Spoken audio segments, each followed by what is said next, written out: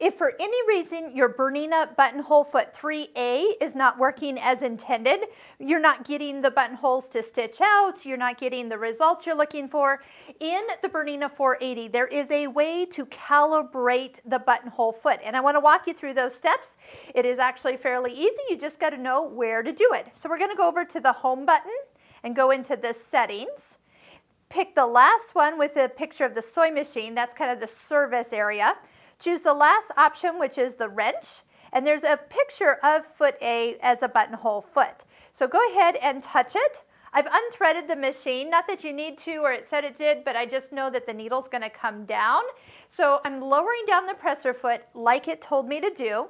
And so I have the 3A foot on. Next, I'm going to touch and hold the start-stop button until it begins. The needle takes a few stitches and then it moves the foot back and forth. It is actually checking to see if it needs the calibration.